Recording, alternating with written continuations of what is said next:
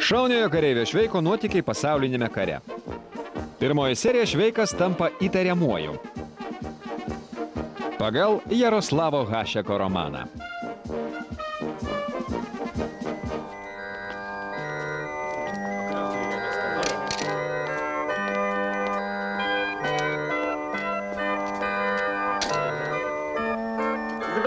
Specialusis numeris! Specialusis numeris! Specialusis numeris! Imperatoriaus šeimos tragedija. Teroro aktas. Atentatas Sarajeve. Specialusis numeris. Teroro aktas. Atentatas Sarajeve. Specialusis numeris.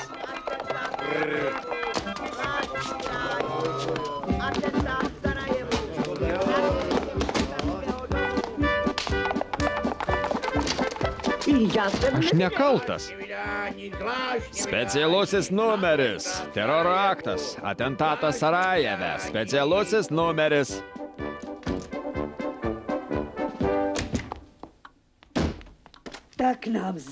Nušovė mūsų Ferdinandą. Pranešė Šveikui tarnaitė. Prieš keliarius metus karo medicinos komisijos pripažintas idiotu Šveikas turėjo palikti tarnybą ir dabar vertėsi pardavinėdamas šunis. Bjaurės, negrynaveislės baidyklės, kurioms suklastodavo genealogijas. Be šio užsiėmimo jis dar kasdien rūpinosi savo reumatu. Kurį Ferdinandą, ponia Müllerova? Aš pažįstu du Ferdinandus. Vienas tarnauja pas vaistininką Prušą. Ir kartą apsirikęs išgėrė butelį kažkokio tepalo plaukams. Ir dar pažįstu Ferdinandą Kokošą, kuris renko šunų išmatas. Abiejų netrupučio negaila. Ne, mieliausiasis erzhercogą Ferdinandą, ta aišku nuo piščias. Ta storą dievo baimingą. Jėzau Marija, še tau. O kur tai ponui erzhercogui atsitiko? Nušovė į Sarajeve meldžiamasis iš revolverio. Jis važiavo su savo erzhercogė ne automobiliu. Tik pamanykite, ponė Müllerova, automobiliu. Ir dar Sarajeve. Aišku, toks ponas gali sau tai leisti. Ar jis ilgai kankinosi? Ponas erzhercogas iškart buvo gatavas meldžiamasis. Žinot, su revolveriu juokai menki. Taip, taip. Vadinasi, ponas erzhercogas jau amžinatilsį. Galėčiau lažintis, ponė Müllerova, kad tas žmogus, kuris tai padarė, tam gražiai įsipuošė. Žinia, šauti į poną erzhercogą nėra lengvas darbas. Čia tau ne brakonierių eigulį nušauti. Sunkiausia prie jo prisiartinti. Prie tokio pono negalite prieiti apdriskęs. Reikia užsidėti katiliuką, kad jūsų nesuimtų policininkas. Šovė kartą ar kelis kart. Laikraštis rašo, kad erzhercogas atrodė kaip rėtis. Tasai žmogus išpiškino visus šovinius. Tai atliekama greitai, ponė Müllerova, labai greitai. Aš tokiam reikalui būčiau nupirkęs Brauningą. Jo per 2 minutės galite nušauti 20 erzhercogų. Tiek liesų, tiek storų. Jėzau Kristau. Beje, tarp mūsų kalbant, ša. Į storą pono erzhercogą, ponė Müllerova, pataikysite tiksliau negu į liesą. Na, aš einu į taurės smuklę. Gerai, gerai. Taurės smuklėje sėdėjo tik vienas svečias. Tai buvo slaptasis policijos agentas Berčneideris.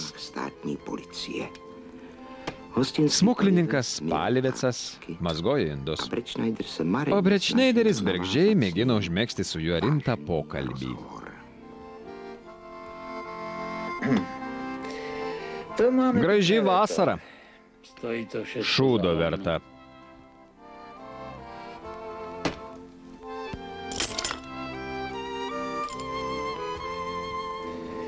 Na ir užtaisė mums Sarajeve.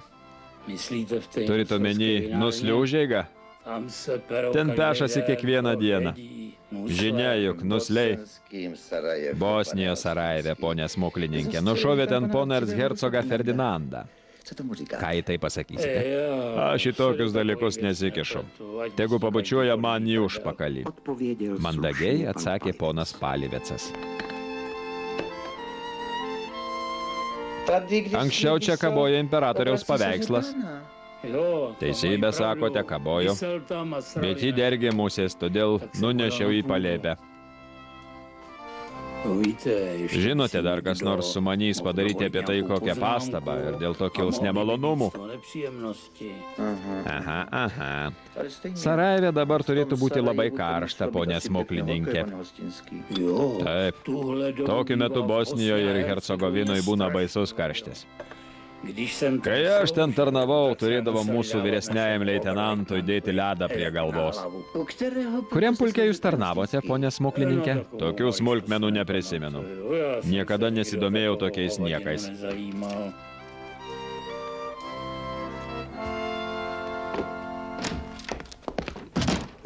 Sveikinu, ponus. Šiandien man įpilk tamsaus alaus. Vienoj šiandien taip pat gedulas. Konopiščiai iškabinta 10 juodų vėliavų. Turėtų ten būti 12. Kodėl manot, kad 12? Dėl skaičiaus, tuzinais lengviau skaičiuoti. Be to, tuzinais visada išeina pigiau. Bet pripažinkite, kad vienai tai didelis nuostolis. Žinoma, nuostolis, dėl to nepasiginčysi. Ferdinando nepakeisi kokiu nors žiopliu. Tik jam būtų nepakenkę būti dar storesniam. Ką tu norite pasakyti? Va, ką noriu pasakyti. Jeigu jis būtų buvęs storesnis, jį jau seniai būtų ištikęs širdies smūgis. Dar tada, kai Kanopiščiuje vaikėsi bobas, rinkusias jo dvare žagarus ir grybus. Tada nebūtų miręs tokia gėdinga mirtim. Imperatoriaus dėdė, o jie jį nušauna. Aš tik nenorėčiau atsidurti pono erchercogo našlės vietoj. Ką jį dabar darys? Vaikai liko našlaičiai, dvaras Konopiščiuje, be šeimininko, bet ponė erchercogė netaip pat nušovė kartu su juo. Dar geriau. Nors neprivalės dar kartą tekėti už kokio nors kito erchercogo. Kokia iš to nauda? Važiuotų su juo vėl į kokį nors Sarajevą ir antrą kartą liktų našle. Vat prieš keletą metų Zlive, netoli Hlubokos, gyveno vienas eigulys bjaurią pavardę Pindiūras. Jį nušovė brakonieriai ir po jo mirties liko našlė su 2 vaikeliais. Po metų jį ištekėjo už kito eigulio, Pepiko, Šablovico iš Midlovarų. Ta irgi nušovė ir su juo turėjo 2 vaikus. Tada ištekėjo 3 kartą ir vėl už eigulio. Pasakė, Dievas trijulę myli. Žinoma, ir tą nušovė. Liko jai po 3 eigulių 6 vaikų. Ji buvo net Hlubokos kunigaikščio raštinėje, skundėsi, kaip su tais eiguliais nesiseka. Tada jai pasiūlė ištekėti už Ražicos užtvankos sargo Jarišo. Ir ką jūs pasakysit? Nuskandino jį žvejojant. Ir su juo jis susilaukė 2 vaikų. Tada jį ištekėjo už arkliagidžio iš Vodnenų. O tas jai kartą naktį smogė kirviu ir nuėjo savo norų pasiduoti. Kai po Pyseko apygardos teismo jį nuteisė pakarti, jis nukando kunigui nosį ir pareiškė, kad dėl nieko nesigaili. Taip pat pasakė kažką labai bjauraus apie poną imperatorių. O kaip įžeidinėjo imperatorių išgėrę žmonės? Prašau jūsų, ponai, pakeiskite temą. Leptels ką nors žmogus, paskui nemalonumai. Kaip įžeidinėjo poną imperatorių išgėrę žmonės? Prisigerkit, uždėkit groti Austrijos himną ir pamatysit, ką imsit šnekėti. Bet tas senas ponas šito tikrai nenusipelnė. Kai pagalvoju, juk imperatoriaus dėdė, o jie jį nušovė, kokia gėda. Apie tai rašo visi laikraščiai. Jūs manote, imperatorius šitą taip ir paliks? Menkai pažįstate. Karas su turkais tikrai bus. Užmušėt mano dėdę, tai šekit jums per snukį. Per snukį. Bet Sarajeve viską padarė serbai. Klystate, padarė turkai už Bosniją ir Hercegoviną. Karas neišvengiamas. Serbija ir Rusija mums padės. Bus peštynių. Daugiau jums nieko nesakysiu. Daugiau nieko sakyti ir neprivalote. Eisite su manimi. Išgėriau 5 bokalus alaus. Duokite dar 1 stikliukas slyvinės. Man jau laikas eiti, jo labiau, kad esu areštuojamas. Pone smuklininkė, jūs vedęs taip? Ar jūsų žmona gali tvarkyti reikalus, kol jūsų nėra? Gali. Tada paveskite jai visus darbus. Vakare jūsų ateisim. Eime. Bet už ką? Juk buvau toks atsargus. Pasakėt, kad ant pono imperatoriaus dergė musės.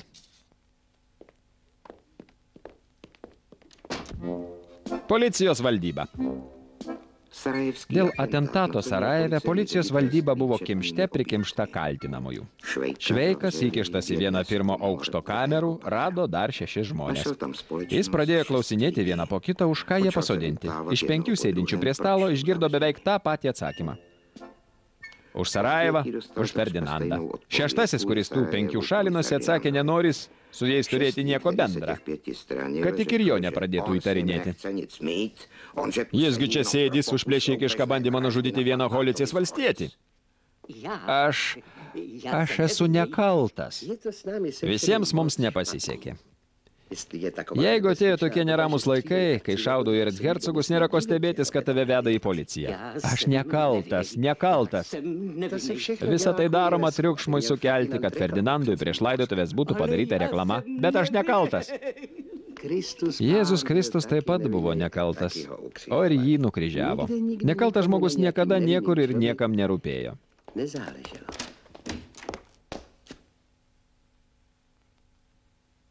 Šveikai, į tardymą. Labo vakaro linkiu visiems ponams. Neapsimeskite idiotu. Aš dėl to nekaltas, mane iš kariuomenės atleido už idiotizmą. Jums iškelti kaltinimai rodo, kad esate blaivaus proto. Ar prisipažįstate dėl visko? Jeigu jūsų malonybė pageidauja, kad prisipažinčiau, prisipažįstu. Man nuo to blogiau nebus. Bet jei pasakysite šveikai, dėl nieko neprisipažink, aš įsisukinėsiu lik paskutinio autokvėpio.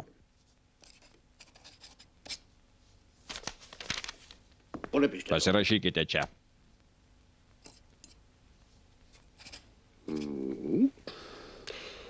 Dar kur nors turiu pasirašyti? Ar ateiti iš ryto? Ryte jūs veš į teismą. Kelintą valandą jūsų malonybė? Kad nedaug dievė nepramiegočiau. Laukan! Tai vadinasi, jūs esate tas ponas Šveikas. Manau, kad toks ir turi būti, kadangi mano tėvas buvo Šveikas ir mama ponė Šveikova. Aš negaliu jiems padaryti tokios gėdos, nepripažindamas savo vardo. Jūsų pasirašytame akte matau, kad pridirbote įdomių dalykėlių. Jie man liepė jį pasirašyti, tai ir paklusau. Pone Šveikai, esate sveikas? Čia parašyta, kad jūs skelbėte ir skleidėte gandus, jau greitai kils karas. Taip, jūsų malonybė, ponė viršininkė, kils. Ir labai greitai. Ar neprieštarausite, jei jūs apžiūrės teismo gydytojai? Te gyvoja jo didenybė imperatorius Pranas Juozapas I. Teismo gydytojų komisijai, kuri turėjo nustatyti, ar dvasinė Šveiko būsena atitinka visas tas piktadarystes, kuriomis jis yra kaltinamas, diagnozė buvo aiški. Po spontaniško Šveiko prisistatymo atkrito daugybė klausimų, liko tik keli svarbiausieji. Ar radis sunkesnis už šviną? Dovanokite, aš jo nesusvėręs. Oi, sergu reumatu. Ar tikite pasaulio pabaigą? Pirmiausia, turėčiau tą pabaigą pamatyti, bet rytoj tikrai jos nesulauksiu. Ar mokėtumėte apskaičiuoti žemės rutulio skersmenį? Šito nemokėčiau. Ar žinote, koks didžiausias Ramiojo vandenyno gylis? To atsiprašau, nežinau, bet manau, kad bus tikrai didesnis negu Vultavoje prie Višehrado uolos. Ponai, leiskite ir man užminti jums myslę. 3 aukštų namas, kiekviename namo aukšte po 8 langus. Ant to namo stogo yra dar 2 langai ir 2 kabinai. Kiekviename aukšte po 2 nuomininkus. O dabar atspėkite. Kelintais metais mirė kiemsargio senelė. Pakaks. Ne. Primiktinai prašau, dar vienas klausimas. Kiek bus 12 897 padauginus iš 13 863? 729. Manau, to visiškai pakanka. Galite išvesti kaltinamąjį. Pranešime, kurį po šito surašė, komisija pasiūlė visų pirma nutraukti Josefo Šveiko teisminį tyrimą. Antra, nukreipti Josefą Šveiką apžiūrai į psichiatrijos kliniką.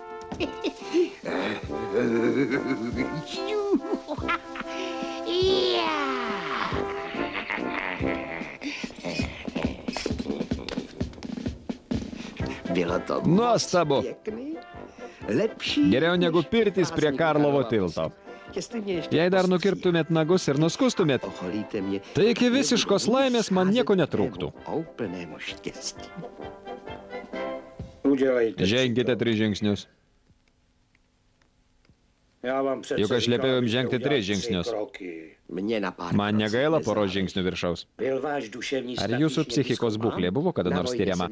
Kariuomenėje medicinos komisijos buvau pripažintas nepagydomu idiotu. Mangi atrodo, jog esate simuliantas. Gražinkite šiam ponui drabužius ir perduokite jo dokumentus raštiniai. Ir liepkite nesičiupinėti su juo, kad jis mums ilgai nesėdėtų ant sprando.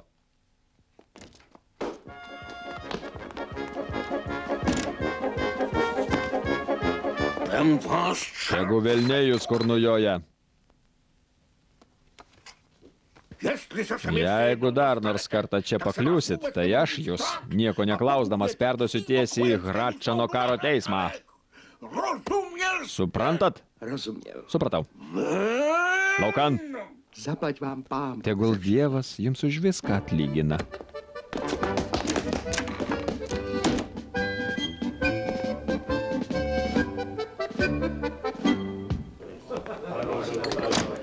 Štai aš ir sugrįžau. Įpilkite man alaus. O kur ponas Palivecas? Jau grįžo namo? Davė jam 10 metų. Prieš savaitę. Na, matai. 7 dienas, vadinasi, jau atsėdėjo. Jis buvo toks atsargus. Pats visada apie save taip kalbėjo. Niekada nebūčiau pagalvojęs, kad nekaltą žmogų gali nuteisti 10 metų. Kad vieną nekaltą nuteisė 5, tą aš girdėjau. Bet 10. Slaptasis agentas Berčneideris skubiai apsidairęs, įėjo vidun, prisėdo prie Šveiko ir užsisakęs alaus laukė, ką Šveikas pasakys. Žiūrėkit, kažkoks Čimpera, Straškovo kaime, Račinėveso paštas numeris 5, parduoda ūkį su 13 dešimtinių žemės. Ten yra mokykla ir geležinkelis. Stebiuosi, kodėl jūs tas ūkis domina, ponė Šveikai. Čia jūs. Aš ne iškart jūs pažinau. Mano silpna atmintis. Pastarąjį kartą matėmės, jeigu neklystų, policijos valdybos priimamajame. Ką nuo to laiko veikiate? Dažnai čia lankotės? Šiandien čia atėjau dėl jūsų. Policijos valdyboje girdėjau, kad pardavinėjate šunis. Man reikėtų gražaus pinčerio, arba špico, arba ko nors panašaus. Pageidautumėte gryną kraujo gyvūno, arba kokio nors iš gatvės. Manau, apsistosiu ties gryną krauju. Brečneiderio žinios apie kinologiją buvo menkos. Bet gautas policijos įsakymas skambėjo tiksliai, aiškiai ir griežtai. Geriau susipažinti su Šveiku, prisidengus šunų prekybą. Šiam tikslui jis galėjo disponuoti tam tikromis lėšomis šunims pirkti. Dėmesio, pinčeris nėra veršiukas. Su pinčeriais viskas atvirkščiai. Kuo mažesnis, tuo brangesnis. Aš teikčiau pirmenybę didesniems, kad saugotų namus. Norėtumėte šuns? Ar kalytės? Man vis tiek. Paieškokite vieno. Aš rytoj jo ateisiu. Sutartą teikite. Bet tokiu atveju privalau jūsų paprašyti 30 kronų rankpinigių. Kokia čia gali būti kalba? Prašau.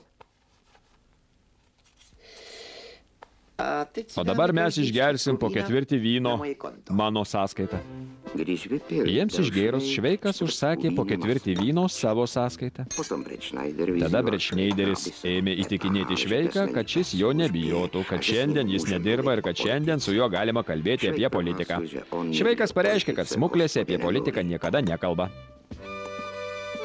Brečneideris priešingai buvo nusiteikęs maištingai ir pareiškė, kad kiekviena silpna valstybė yra pasmerkta žūti. Šveikas pareiškė, kad su valstybė nėra susidūręs, bet kartą rūpinosi silpnu Senbernarų veislės šuniuku, kurį šėrė kareiviškais sausainiais ir tasai tikrai pastipo.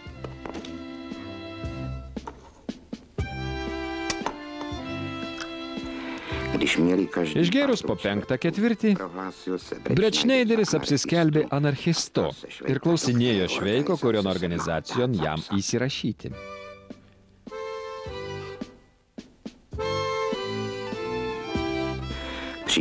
Po 6 bokalo jis pasisakė už revoliuciją ir prieš mobilizaciją. Po šito Šveikas pasilenkęs sušnibždėjo jam į ausį. Į smuklę įėjo kažkoks svečias. Geriau būtų, kad jis jūsų negirdėtų. Galite dėl to turėti nemalonumų. Matote, ponia šeimininkė jau verkia. Ko verkiate, šeimininkėlė? Po 3 mėnesių laimėsim karą, bus amnestija, jūsų ponas sugrįš, o tada tai paušim pas jūs. A pak si dáme u vás do trumpety.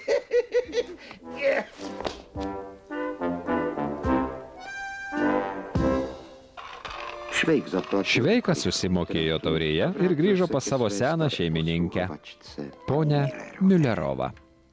O, švenčiausioji mergelė. Mieliausiasis ponė, maniau, kad grįšite tik už 4 metų. Pas mus 3 kartus darė kratą. O kai nieko nerado, pasakė, kad jūs žuvęs žmogus, nes esate gudrus nusikaltėlis. O kur tas Senbernaras, ponia Miulerova? Pabėgo kratos metu.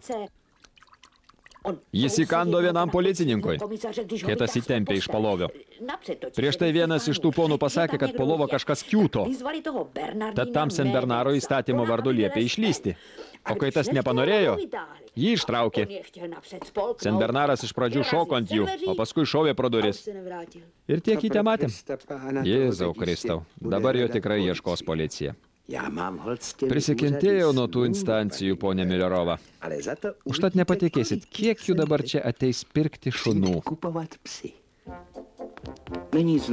Nežinia, ar tie ponai po perversmo tyrinėję policijos archyvą iššifravo slaptųjų fondų įrašus, tokius kaip S40K, T50K, D80K ir taip toliau, ar ne?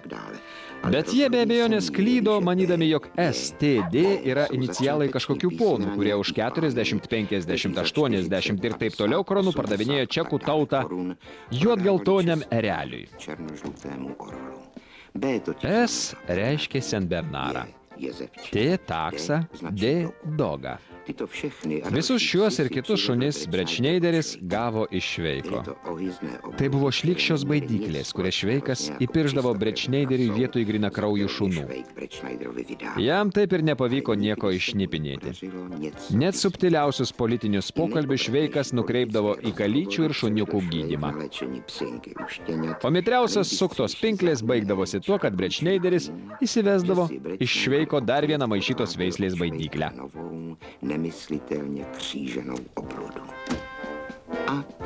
Ir tai buvo žymiojo seklio Brečneiderio galas.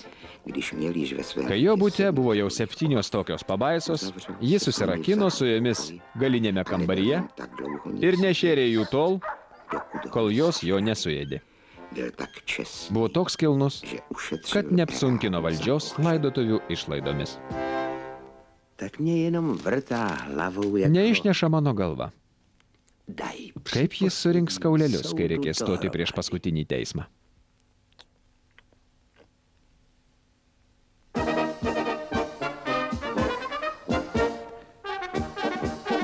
Tekstą vertė Inga Simonova, skaitė Giedrius Arbačiauskas. Įgarsinta Lietuvos televizijoje.